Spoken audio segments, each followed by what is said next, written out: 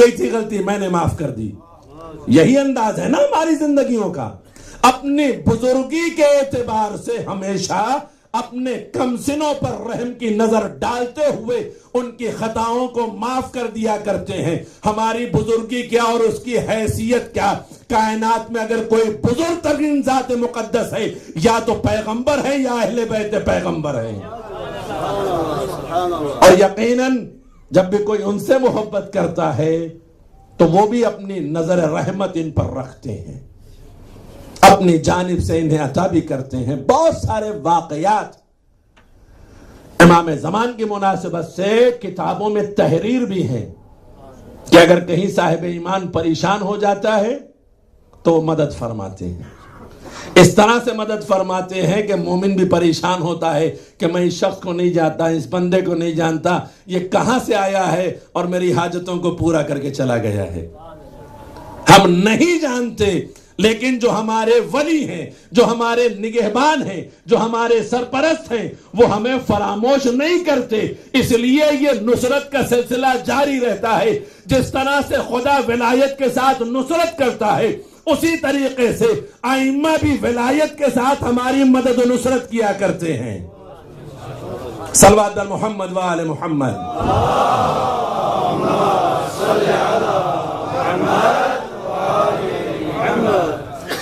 आइम्मा भी हमारी मदद और नुसरत इसी तरह से किया करते हैं। शर्त यह है कि हम साहिब ईमान,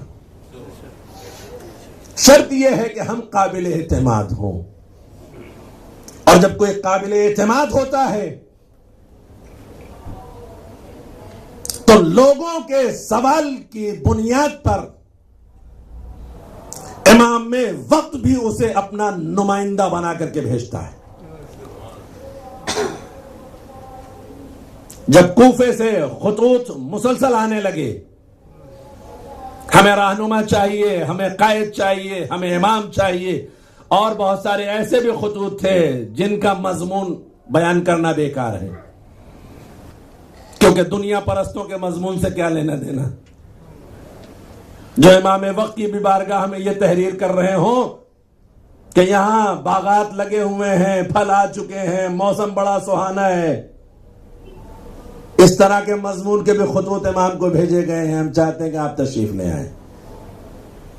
इससे आगे जिसकी निगाह बसीरत न जाए उसकी बातों में फायदा क्या है। लेकिन जो काबिल एतमाद है, जो मोतबर है, इमाम ने अपने ऐसे भाई को बुलाया।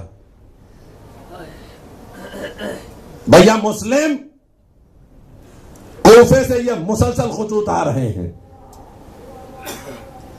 तुम हमारी नुमाइंदगी में कूफे चले जाओ।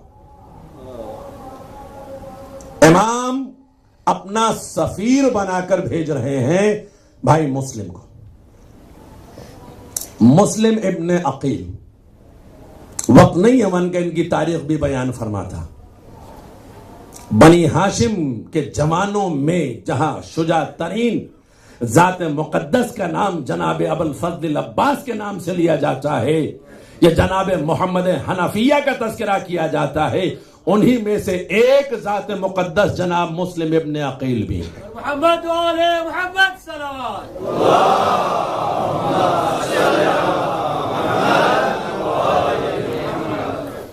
और तवारीख की ये हकीकत भी आपकी निगाहों के सामने होनी चाहिए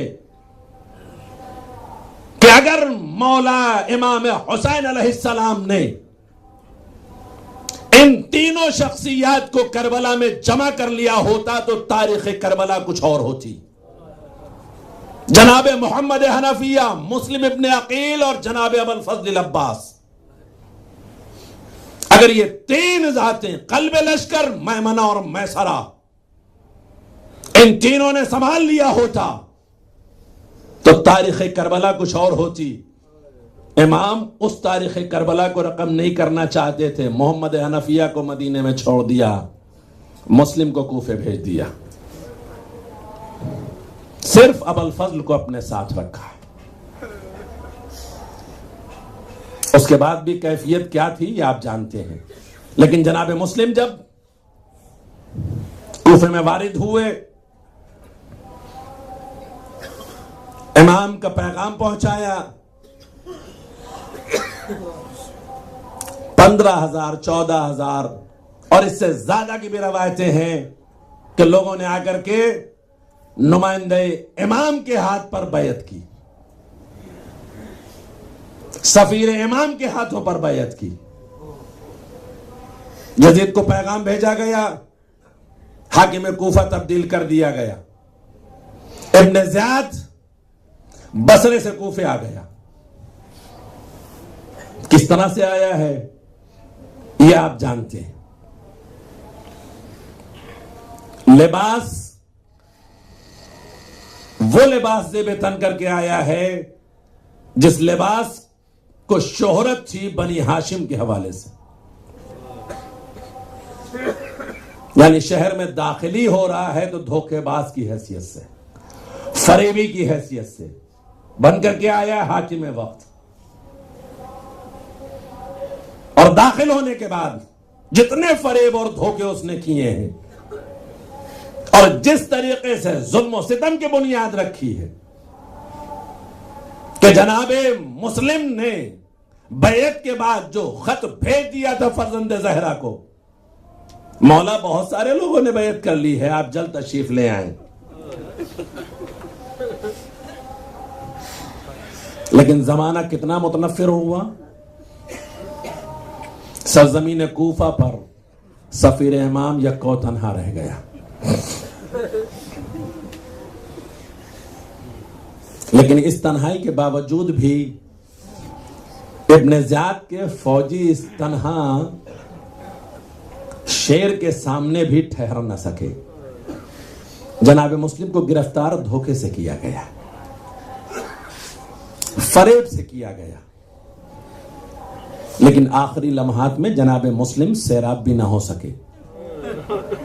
3 मरतबा पानी मंगाया गया, कभी खून गिर गया, कभी दांत गिर गया, कभी नजिस हो गया, पानी फेंकना पड़ा। आगाज करबला शहादत जनाब मुस्लिम से हुई। 9 ज़िलहिज्जा। लेकिन